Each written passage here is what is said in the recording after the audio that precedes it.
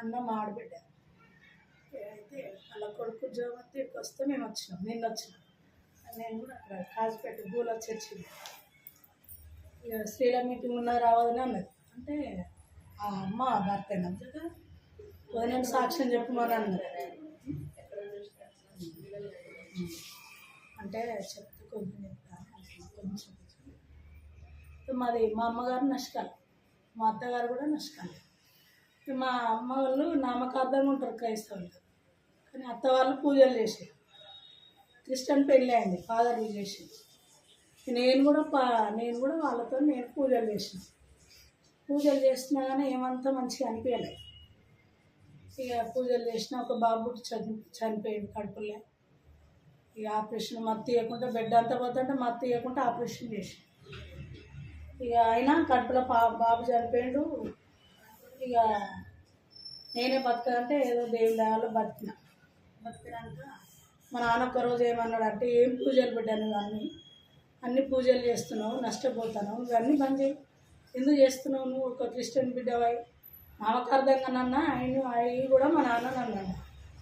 అంటే అట్లా నన్ను అది మనసులో పెట్టుకున్నా కానీ మా నాన్న మాట కూడా నేను వినలే. మా ఆయన కూడా రైల్వేలో చేస్తాను.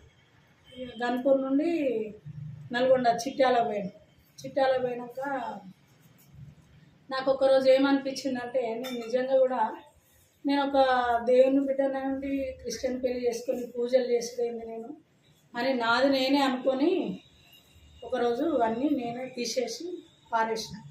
ఫోటోలు గిట్లా అన్నీ పారేసి మంచిగా తలస్నానం చేసుకొని ఇల్లు కట్టుకొని నేనే ప్రార్థన చేసుకున్నాక ఇక అటు ఇటు కొంచెం పరిచయం అయినాక మందిరం ఎక్కడ ఉంటుందని అడిగాను. అయితే ఇట్లా పలానా దిక్కు ఉంటుందని అన్న. అప్పటికి కూడా ఇంకా నేను మందిరానికి పోలేదు. ఇక అటు ఇటు అన్న వరకే చనిపోయిండు బాబు. చనిపోయినాక 2 సంవత్సరాలు అయింది, పాప కడుపులో పడ్డది. ఇక అటు ఇటు ఇక కొంచెం ఇంట్లో వరకే ప్రార్థన చేసుకుంటాను, నా అంతలో నేను విశ్వాసంగా ఉంటాను, అయిపోతాను. మళ్ళీ ఆ నుంచి బొమ్మాయిపల్లికి ట్రాన్స్ఫర్ అయ్యింది. మళ్ళీ ఆ నుంచి నార్కట్పల్లి పోయింది. అప్పుడు ఇక నా బిడ్డ పుట్టింది. ఆపరేషన్ అయింది, లాల కూడా ఆపరేషన్ అయింది. ఉమ్మనీరు పోతుంటేనే తీసుకుపోతే నేను డాక్టర్లతో అన్నాను, సో ఫస్టే బాబు పోయింది, నాకు తొందరగా ఆపరేషన్ చేయాలంటే మత్తు ఇనిమియకుండానే ఆపరేషన్ చేశాను. పాప అయినాక ఇక మళ్ళీ తర్వాత ఒకరోజు ఇట్లనే ప్రార్థన చేసుకుంటాను కానీ బహిరంగంగా బయటకు వెళ్ళాను. నేను ఒకరోజు దేవుడు మాట్లాడినా, అమ్మ నువ్వెందుకు భయపడతాను, నీ కుమారుని ఇస్తున్నా, నీ పరిస్థితులన్నీ నేను మారుస్తా అని దేవుడు మాట్లాడి ఒక 5 పండ్లు ఇచ్చిపోయాడు. పండ్లు పువ్వులు ఇచ్చిపోయింది. ఇచ్చినాక అదే నెల మళ్ళీ అడిపోయింది. బాబు కడుపులో పడ్డాక ఇవన్నీ కష్టాలు చిన్న చిన్నవి అంతా ఇటు కాకుండా అటు కాకుండా చాలా శ్రమలు అయినాక ఇక ఆ బాబు కూడా ఆపరేషన్ అయింది. 3 పెద్ద ఆపరేషన్లు అయినా కాకుండా చేయించుకున్నా అయిపోయింది. ఇక అయిపోయినాక అప్పటి నుండి ఇక నేను మందిరానికి వెళ్ళాలని పడ్డది. నేను మందిరానికి మళ్ళీ చిట్టాలకు వచ్చినాం. మిర్యాల కూడా పోయి మళ్ళీ చిట్టాలకు వచ్చినాక మందిరం ఎక్కడ ఉంటుందని ఒక ఆమెను మందిరానికి పోతుంటే అడిగితే, రామ్మనాథన్ రా పోదాం రా అని మందిరానికి తీసుకుపోయాక నేను ఇక వాళ్ళతో పోవచ్చు అయిపోయింది. ఇక వాళ్ళ పిల్లలు మా పిల్లలు మందిరానికి పోవడం, పనులు చేసుకోవడం, పరిచర్య చేసుకోవడం ఇవన్నీ నడుపుతాను. నడిచినాక పిల్లలు పెద్దగా పాప పెళ్ళి కూడా చేసిన. పాపకు ఒక పాప అయింది. పాప అయినాక పాప 2 ఏళ్ళ పాప అయినాక ఇక నా కొడుకు అప్పుడే రైల్వేలో స్కీమ్ వచ్చింది, పిల్లలకు ఉద్యోగం ఇవ్వాలని.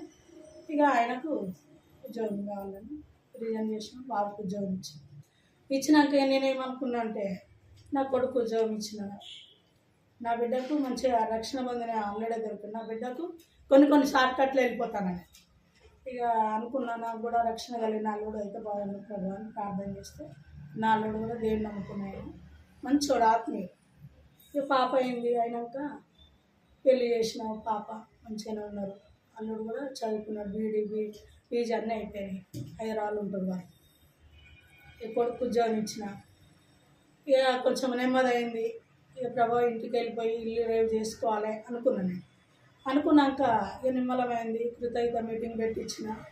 కొడుకు ఉద్యోగం చేస్తుంది. ఇక జూలైలో ఇచ్చిన. August, September, October, November, December నా బిడ్డ వచ్చింది.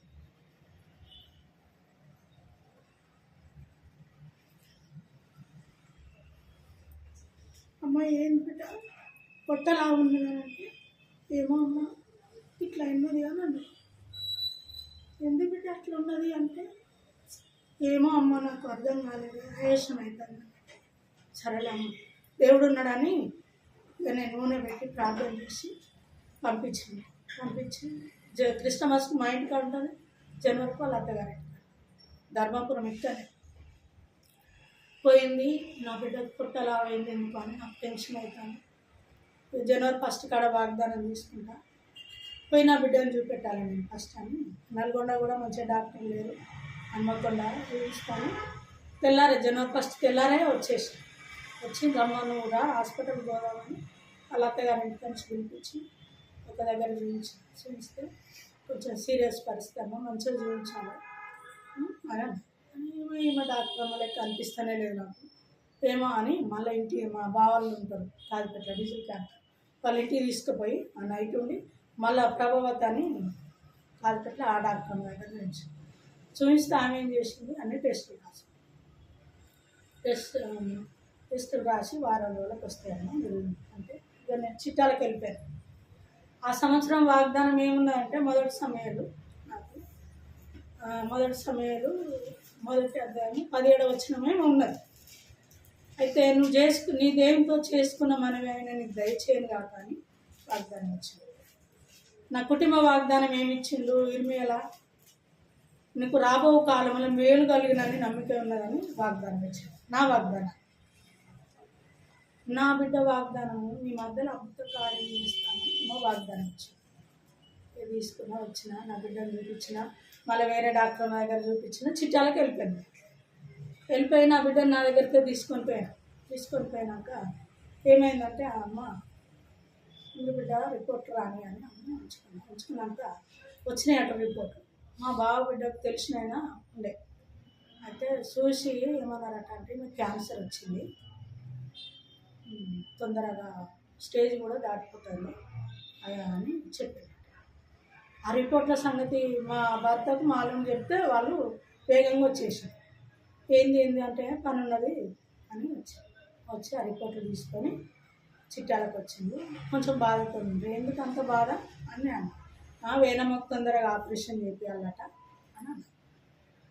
సరిపోదమ్మా అని అన్ని చలికాలం యుగం 4 గంటలు లేచిపోయాను.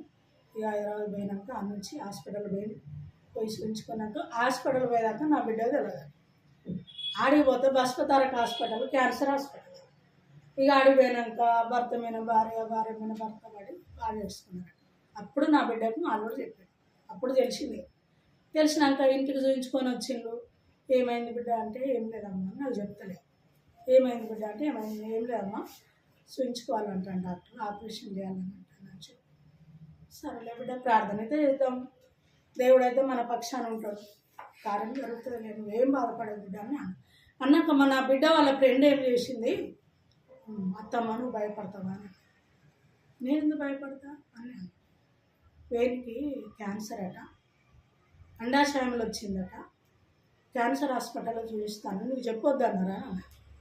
అప్పుడు నాకు చాలా బాధ, నేను ఏడ్చుకుంటూ అడగడున్నా టెన్షన్గా ఉన్నాను.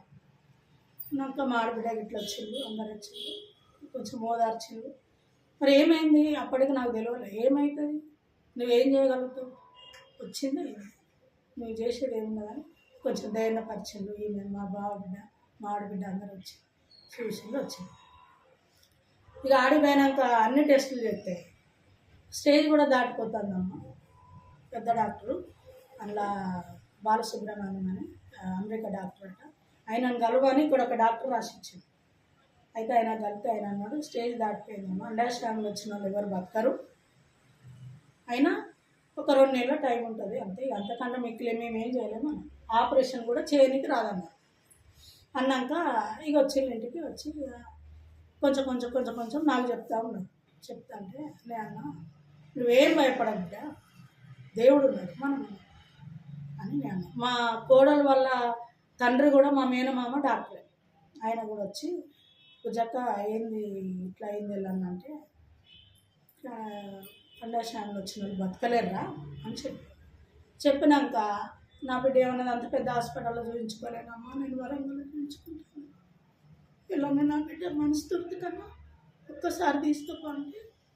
వరంగల్ తీసుకుపోతే డాక్టర్ చూసి టెస్టులు రాస్తే టెస్టులు డాక్టర్ చెప్పాలి మా మామయ్య చెప్పి తీసుకొని వచ్చినాక నా బిడ్డ అన్నదమ్మ నేను అక్కని చూపించుకుంటాను. నా మనమరాలు రెండేళ్ల పిల్ల. ఇక అదే మళ్ళీ కారు కట్టుకొని హైదరాబాద్ పోతే 2-3 రోజులు అన్ని టెస్టులు అయినాయి. బతుకది 2-3 నెలల కంటే ఎక్కువ బతుకదని అని డాక్టర్ చెప్పినాక ఇక అట్నే నడుస్తుంది. ఒకరోజు ఏం చేసిండు, ఆపరేషన్ సిద్ధం చేసి తీసుకుపోయే వరకు మొత్తం తెల్ల కణాలు అన్నీ పడిపోయినాయి. 2 గంటల దాకా ఉంచి పంపించేసాం. ఆపరేషన్ లేదు. మళ్ళీ ఒక్కసారి ఆపరేషన్ కన్నీ తీసుకపోతే మళ్ళీ అంత ఇన్ఫెక్షన్ బాగున్నదని కెమెరా పంపించి చూసి మళ్ళీ వచ్చేసి అన్ని 25 పిన్సులు కొట్టిండు ఇట్లా మొత్తం. ఏమైంది అన్న నా బిడ్డకి ఎందుకు ఆపరేషన్ అవుతలేదని నేనంటే, జక్క అండాశయంలో వచ్చిన వాళ్ళు ఎవరు బతకరు, చేయనికి రాదు, ఏం బాధపడదు, దేవుడు ఇచ్చిన వాళ్ళే ఉంటుంది. దేవుడు అంటే ఆయనకు దేవుడు అంటే ఇష్టం ఉండదు అని ఆయన చెప్తానే అన్న నా బిడ్డను నా దేవుడు బతికిస్తాడని నేను అన్నీ గివే పిచ్చి మాటలు, గివే పిచ్చి పనులు, ఆయన అంబేద్కర్ అంటుంటాడు అని ఆయన లేదు, నా జీవం గల దేవుడు బతికిస్తాడని నేను అన్నంత 3వసారి కూడా దాటిపోయి ఇక మళ్ళీ ఒకసారి 30 కీమోలు ఎక్కినాయి. 3వసారి హాస్పిటల్ పోతే ఆమె ఊపిరితిత్తులో కలిగింది, లివర్ కూడా కలిగింది క్యాన్సర్ అని అన్నారు. అని అంటే టెస్టులు చేసిందట. చాలా దుఃఖంలో ఉన్నారు నా బిడ్డ. నాకు కొన్ని తెలియనిస్తాను, కొన్ని తెలియనిస్తలేదు. కానీ నేనైతే ప్రార్థన చేస్తున్నాను, దేవునితో నైట్ అంతా పోరాడుతాను, పొద్దంతా నా బిడ్డకు పరిచర్య చేస్తున్నాను. ఎందుకంటే శాతగా ఆమెకు కీమోలు ఎక్కితే తిండి తినరాదు, నీళ్ళు తాగరాదు, లేవనికి రాదు. నా బిడ్డే చేయాలి, నా భర్త చేయాలి, నా అల్లుడు, నా కొడుకు, ఈమెకు మొత్తం నోటి సైగలే, ఇట్లా చేయి సైగలే చేసుకున్నాక కిరణ్ ఏంద్ర అక్క బాగా బాధతో ఉంటుంది అని నా కొడుకున్నాడు. అమ్మ నీకు తెలియని ఇస్తలేరు, ఆమెకు అటు ఊపిరితిత్తులకు అక్కకు లివర్ కలిగిందని టెస్టులు చేస్తానమ్మా అని అన్నీ చెప్పి బాగా ఏడుస్తుంది. చెప్తే నేను ప్రార్థన అన్న చేస్తే కదరా, నాకెందుకు చెప్పారు మీరు అని అంటే మా మామయ్య అన్నాడంటే, బుజ్జక్క నువ్వు ధైర్యంగా ఉంటే నీ బిడ్డ ధైర్యంగా ఉంటుంది, బతికిన రోజులైనా నిమ్మలాగా నిన్ను చూసుకుంటే బతుకుతుంది అని అంటే నా బిడ్డ ఒక మాట అన్నది, అమ్మ నువ్వు నాకు పరిచయం చేయాలి, నువ్వు ధైర్యంగా ఉంటే నేను ధైర్యంగా, నువ్వే అనారోగ్యం అయితే నేను బతకలేనమ్మా, భూమి మీద ఉంటే ఇద్దరం ఉన్నాం, చనిపోయినా నీకు దేవుని రాజ్యంలో నేను ఉంటా, నువ్వు అదైనా పడద్దు, నన్ను అదైనా పెట్టవద్దు అన్నది. ఫస్ట్లే అన్నది అంతే బిడ్డ అని సపరేట్గా నా అంతలో నేనే ఏడ్చుకుంటా, నా సన్నది నేనే మూలుగుతూ ఉండే దేవునితో అన్నాక ఆ ముచ్చట చెప్పినాక నేను వారంలో ప్రార్థన చేస్తాను, నిన్ను నమ్ముకున్న వాళ్ళని ఎన్నడూ సిగ్గుపడని నన్ను ఇక్కడెక్కడనో సాక్ష్యాలు వింటున్నా బాగా ఇళ్ళని, కానీ నా ఇంట్లో కార్యం జరిగితే బాగుంటుంది కదా, నువ్వు నాతో మాట్లాడాలి, నా బిడ్డకు ఆ కార్యం జరగాలి, నా ముందు నా పిల్లలు వెళ్ళిపోదు, నన్ను తీసుకో, కానీ నా ముందు నా పిల్లలు పోతే నేను బతకలేను, నా బిడ్డ పోవద్దు అని నేను బాగా ప్రార్థన చేసుకున్నాను. అయితే ఒకరోజు కళ ఇట్లా పడదు, చిన్న బాబు ఇంత బాబు కంటే ఎక్కువ వచ్చి 4 మూలలు ఉన్నది పేపరు ఇంత వెడల్పు ఉన్నది పట్టుకొని వచ్చింది. అమ్మా ఎవరు నాన్న అని అనగానే ఉన్నాడు కదా, ఇగో అన్నాను. ఏంటిది నాన్న అదంటే, నీ బిడ్డ రిపోర్టు నాన్న. నా బిడ్డ రిపోర్టా, అమ్మో ఇటీ నాన్న అని తీసుకొని నేను ఇప్పే వరకు గ్రీన్ ఇంకుతో రాసింది. పెనయా రారా ఈ రిపోర్ట్ చూద్దారా ఏమన్నా రెడ్ గీతున్నదా అని పిలుస్తున్నా, నాకు చదువు రాదు కదా అని పిలిస్తే నా బిడ్డ చూసి అమ్మ ఏం లేదే నార్మల్, మేమిద్దరం మాట్లాడుకుంటానన్న ఒక స్వరం ఏమి వినబడుతుందంటే, అమ్మాది నార్మల్ రిపోర్ట్ మీ బిడ్డది అని వినబడుతుంది. అట్లనాయ్యా అని అన్న ఇచ్చిండు, వెళ్ళిపోయాడు అంతే, స్వరం వినబడుతుంది. నా బిడ్డ చూసింది, ఆ పేపర్ చూసింది, మనిషి నాకు ఇచ్చేసింది, గ్రీన్ ఇంకుతోనూ ఉన్నది.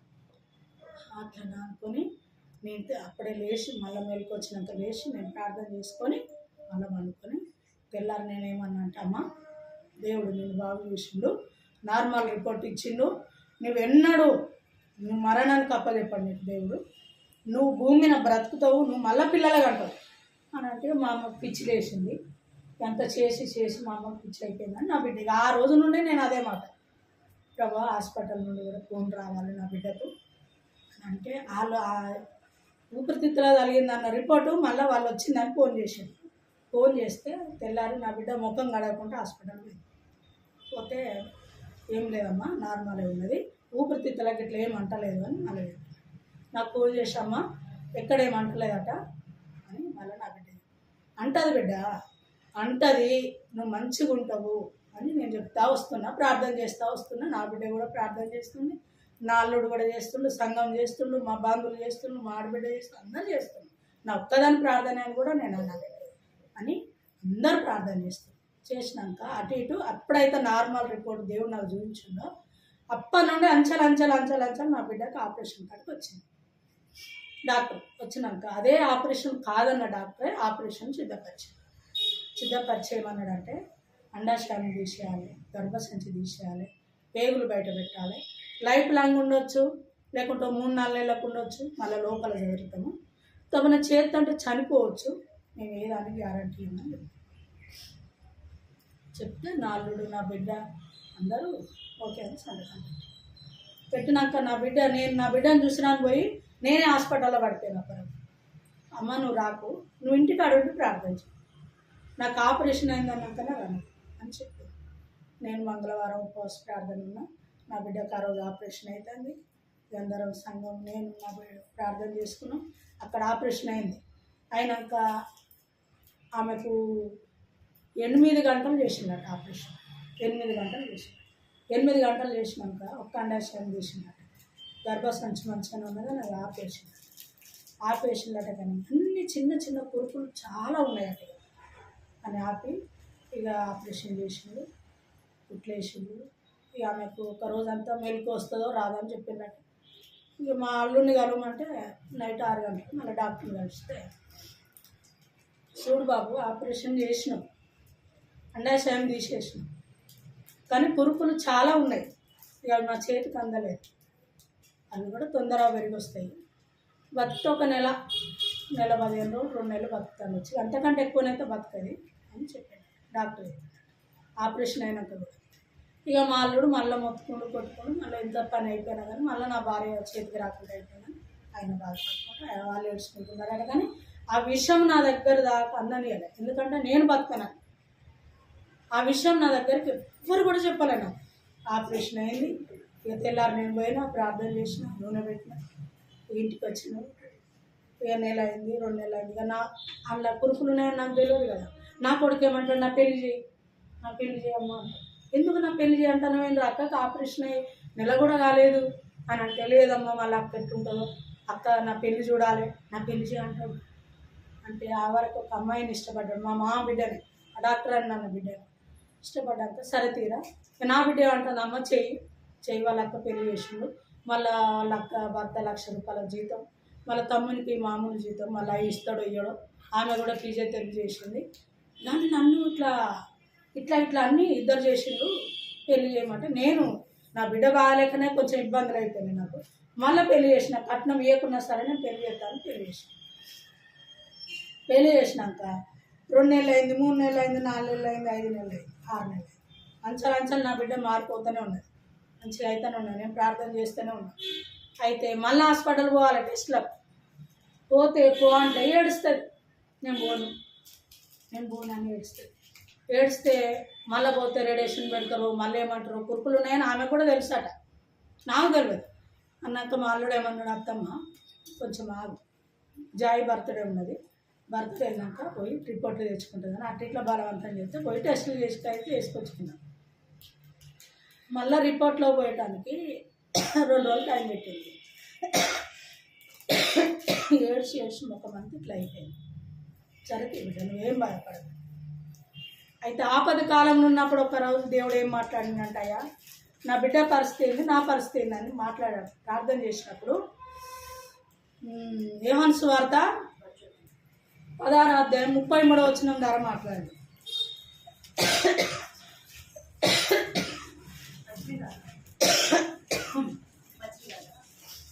అయితే ఆయన 33 వచ్చిందా? సమాధానం పలికినట్లు ఈ మాటలు మీతో చెప్తున్నాను. లోకంలో మీకు శ్రమ కలుగును, అయినను ధైర్యం తెచ్చుకొనుడి, నేను లోకంలో జయించి ఉన్నానని. మాట ఆపద కాలంలో నేను ప్రార్థన చేసినాక దేవుడు నాతో మాట్లాడు. అయితే ఫస్ట్ ఏం మాట్లాడిండు, నాకు తెలిసిన కొత్తలో నేను ప్రార్థన చేస్తుంటే ఉపదేశకాండంలో 7వ అధ్యాయంలో 8వ అధ్యాయంలో నా బైబిల్లో టిక్ పెట్టుకున్నా. 7వ అధ్యాయంలో 8వ వచనంలో మాట్లాడినట్టున్నాను.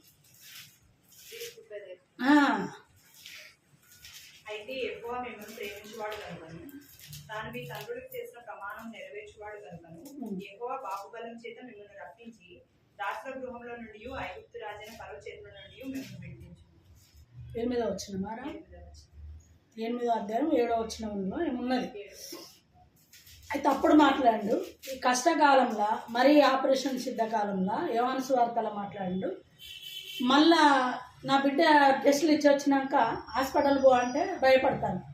మళ్ళీ నేను వాళ్ళ చర్చి పోతే ఏప్రిల్ 13వ అధ్యాయంలో మాట్లాడు. నిన్న నేడు ఒకటే రీతి ఉన్నా, మాట ఇచ్చి తప్ప మాట ఇచ్చి నెరవేరుస్తాను. మళ్ళీ మాట్లాడినాక నేను ఇంటికి వచ్చిన, అమ్మ నువ్వేం భయపడదు, నీకు నార్మల్ రిపోర్ట్ వస్తుంది, నువ్వు అస్సలే భయపడదు, నువ్వు రేపు సంతోషంగా తిరిగి వస్తావని నేను ఆ మాట దేవుడు నాతో మాట్లాడినాక నేనేం చేసిన, మాట్లాడినాక వచ్చి నా మన్మరాలు బర్త్డే అయితే పోయి 2000 ప్రాక్ తెచ్చి 4 కిలోల బిర్యానీ వేసి బర్త్డే చేసి, ఇక నాకు దేవుడు మాట్లాడినాక నేను ఎందుకు ఇక కలవరంగా ఉండనే, దేవుడు నాతో మాట ఇచ్చిండు నెరవేరుస్తాడు అని బిర్యానీ వేసి బర్త్డే చేసి నా బిడ్డని తెల్లారి మా అల్లుడు నా బిడ్డను హాస్పిటల్కి వెళ్ళి నా బిడ్డ ముఖం కడగకుండా ఏడ్చుకుంటూ పోతాను. నువ్వు అస్సలు ఏడవద్దు, 1 గంట వరకు సంతోషమైన వార్త నాకు చెప్తావు. ఏమో పిచ్చులు వేసినాయి, గీమకు పిచ్చులు వేసినాయి, బిడ్డ బాధలకేమో పిచ్చులు వేసినాయి, గంత పెద్ద డాక్టర్లే గంత కురుపులు ఉన్నాయన్నాక మొత్తమే నార్మల్ రిపోర్ట్లు వస్తుంది అంటది ఏంది అని వాళ్ళు అందరు వాళ్ళు మా ఎవరు చెప్పినా అంటానికి అంతే, ఏం ఆన్సర్ ఇస్తలేదు. చెల్లె ఇట్లా కదనే అంటే అంటారు. ఇక అందరికి ఇట్లనే అనుకుంటాను. ఇక పోయింది హాస్పిటల్. ఎన్నడు కలవన్న డాక్టర్ 12 గంటలకే కలిసి లోపలికి పిలిచి నవ్విండు. నవ్వి, అమ్మ నీకు నార్మల్ రిపోర్ట్ వచ్చింది, నీకు జబ్బు లేకుండా అయిపోయింది. ఎంతమంది నీకు పిల్లలు అంటే ఎంత అదృష్టం. నువ్వు పిల్లలు కూడా కనొచ్చు, ఇక నీకు జబ్బు లేకుండా అయిపోయింది, ఏ జబ్బు లేదు నీకు, అంతా నార్మల్ అయిపోయింది. సంతోషంగా తిని సంతోషంగా రెస్ట్ తీసుకో, పాలు ఎక్కువ తీసుకో పిల్లల కానీ. నీ దేవుడు నిన్ను బ్రతికించి, నా బిడ్డగా ఆ సంతోషంలో తట్టుకోలేక ఏడుతుంటే నీ దేవుడు నిన్ను బ్రతికించింది, నువ్వు ఎందుకు ఏడుస్తున్నావు? నేను ఇంత పెద్ద డాక్టర్ని అయ్యిండు కూడా నా బిడ్డను బతికించుకోలేకపోయాను అని అప్పుడు డాక్టర్ చెప్పి నా బిడ్డ నా అల్లుడు ఏడ్చి ఫస్ట్ దైవసేకుని ఫోన్ చేసి తర్వాత నాకు చేసి, అమ్మ నార్మల్ రిపోర్ట్లు వచ్చినాయి, 1 గంట లోపే నాకు ఆ విషయం తెలవాలి ప్రభు అని నేను ప్రార్థన చేస్తాను. 1 గంట లోపు నార్మల్ రిపోర్ట్లు వచ్చినాయి అమ్మ అని చెప్పి సంతోషంగా ఇంటికి వచ్చింది. నా బిడ్డకు జబ్బు లేకుండా అయిపోయింది. మాట ఇచ్చిండు, దేవుడు నెరవేర్చిండు. ప్రభా నేను చదువు రాందని చిన్ననాడే తల్లి చచ్చిపోయింది, మా నాన్నకు ఆమెను చూసుకుని, మా నాన్న కూడా ఒక బిడ్డ, మేమిద్దరం బిడ్డలు చదువుకోలే, నేను చదువుకోలే, మా చెల్లె చదివింది. నాకు బైబిల్ చదవాలని ఆశ ఉన్నది ప్రభా అని అంటే బైబిల్ చదువుకుంటాను కూడా దేవుడు నాకు అవకాశం ఇచ్చాడు. నేను ఏ స్కూలు పోను ప్రభా, నువ్వే నాకు చదివాను అని ప్రార్థన చేసుకుంటే ఈ మంగళవారం స్టార్ట్ చేసుకున్న ఒక పలక ఒక పుస్తకం తెచ్చి అంటే తెచ్చి ఇచ్చాడు. మళ్ళీ మంగళవారం నాడు బైబిల్ చదువుకున్నాను. నేను చదువుకోలే, బడికి పోలే. ఇప్పుడు నేను బైబిల్ చదువుకుంటా, పాటల పుస్తకాన్ని వాడతాను, కానీ రాయనికి రాదు. నేను చదివించిండు దేవుడు. కొడుకు పెళ్లి చేసిన, బిడ్డకు అంత పెద్ద జబ్బు వచ్చింది, ఈ ఇబ్బందులు అయిపోయినాయి, కొంచెం అప్పు అయిపోయింది, టైట్ అయిపోయింది, కొడుకు కోడలతో క్వార్టర్స్లో ఉండలేకపోతున్నా. నేను ఎట్లా ప్రభు నేను ఇల్లు రేవు చేసుకోవాలని చిట్టాల నుండి 2018లో వాగ్దానం ఇచ్చింది. ఎలా ఏవేలు గ్రంథంలో 2వ అధ్యాయంలో 21 వచనం ఇచ్చింది. చదువు.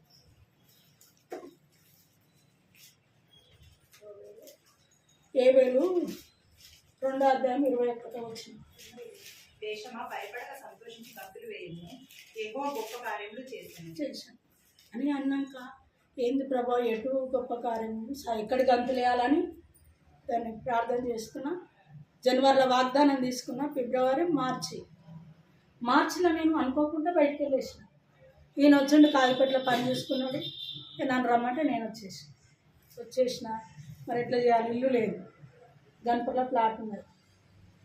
ఇట్లా ప్రభావ మరి ఎక్కడ ఉండాలి, నాకు ఒక ఇల్లు కావాలి అని నేను అప్పటికే ప్రార్థన చేస్తున్నాను. మందిరంలో అక్కడ చిట్టాల దిగిపోతే కొన్ని పైసలు ఇచ్చిన నేను మందిరానికి. తర్వాత మళ్ళీ కొన్ని ఇచ్చిన, దగ్గర 3 లక్షల దాకా మందిరానికి ఇచ్చిన. నీ ఇల్లు కడతా అంటే నాకు ఒక ఇల్లు కావాలి ప్రభావ అని నేను అడిగాను. అడిగితే అనుకోకుండా నన్ను ఇటు పంపించిండు. అనుకోకుండా నేను కిరాయికుంటానని ఇల్లు చూస్తాను.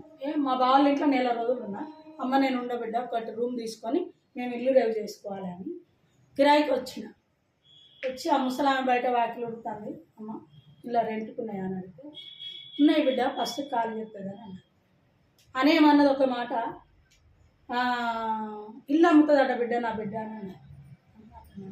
సరే నేను కూడా ఇల్లు కొనుక్కోవాలనుకుంటాను అని లోపలికి నీ బిడ్డకు ఒకసారి ఫోన్ చేయనగానే ఫోన్ చేసి నాకు ఇచ్చి, అవునా అమ్మ ఇల్లు అమ్ముతానన్నమాట కారా, మరి మేము కొనుక్కుంటాము అని అంటే కొనుక్కుంటావా ఆంటీ అంటే కొనుక్కుంటాము. ఇల్లు కొనుక్కుంటాను కూడా తిరుగుతాను అని అంటే సరే ఆంటీ మరి ఎంత అంటావు అని అన్నది. ఫోన్లో నాకు అంతే, ఎంత అంటావు అంటే నేను 45 లక్షలు అంటా అని అన్నా. నేను అన్నా చూడరా మేము క్రిస్టియను, అబద్ధం ఆడము, కరెక్ట్ ఉంటాము.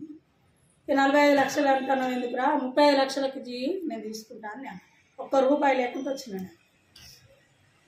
అంటే సరే అండి నీ నంబర్ ఇదేనా, నీ నంబర్ నాకు మా సారు డ్యూటీకి వెళ్ళిండు రాగానే ఫోన్ చేస్తాను అన్న. సింగరేళ్ళ చెప్తానట. నా నంబర్ తీసుకున్నది, రాగానే ఫోన్ చేసింది. చెప్తామ్మా ఇల్లు కొంటున్నానమాట నిజమేనా అంటే నిజమేనా, మరి రేటు కూడా మాట్లాడుకున్నారట కదంటే మాట్లాడుకున్నాను. మరి 35 లక్షలకు నువ్వు అన్నట్టే సరే ఇస్తాం మరి కొనుక్కో అని అన్న. సరేనా 25 తారీఖు రానా 10 లక్షలు కడతాను, రూపాయి లేదు నా అదైతే కడతానని మాట ఇచ్చింది. అన్నాక ప్రార్థన చేసిన. దేవుడు నాకు వాగ్దానం ఇచ్చిండు, భయపడకన్నాడు. నేను ఎందుకు భయపడతా అని నేను ప్రార్థన చేసుకున్నాను. 25 తారీఖు రమ్మన్నా 10 లక్షలు చేసిన, వాళ్ళకి ఇచ్చినాక అప్పటికి ఎంతోమంది వచ్చినట్టు ఇల్లు కావాలని. ఎవ్వరికి ఆ ముసలి ఇవ్వలేదట ఇల్లు, ఎవ్వరకు డబ్బు పట్టుకొచ్చి ఇచ్చినా ఇవ్వలేదట. 60 లక్షలకు అడిగినా, 50 లక్షలకు అడిగినా, 70 లక్షలకు అడిగినా ఇవ్వలేదట ముసలి. అయితే ఎంత జాగా అంటే 389 గజాల జాగా, 6 రూములు, చుట్టూ కంపౌండ్, పిల్లర్స్ వేసిన ఇల్లు, లెట్రిన్లు, బాత్రూములు, 2 కరెంట్ మీటర్లు, మంచినీళ్ళు, ఉప్పు అన్నీ. ఎట్లా ఇచ్చింది నాకు 35 లక్షలకు? ఎట్లా ఇచ్చిందని జనాలు పరిశాన్. 35 లక్షలకి ఇస్తే ఆడ ప్లాట్ అమ్మినా, అటు ఇటు చేసి ఇల్లు కొనుక్కున్నాం. నా కొడుకు పేరు మనం రిజిస్ట్రేషన్ చేసినాం. ఇక ఇప్పుడు కాజిపేటలో మేము ఉంటున్నాం. కొడుకు కూడా ఇటు ట్రాన్స్ఫర్ అయితే వచ్చిండు. దేవుని దయ వల్ల, దేవుని కృప వల్ల బిడ్డ బాగుపడ్డది, కొడుకు ఉద్యోగం వచ్చింది, ఉండటానికి ఇంత గూడిచ్చిండు దేవుడు. ఇంతవరకు కాపాడి అందరం సమాధానంగా దేవుని సన్నిధిలో మాట్లాడి ప్రార్థన.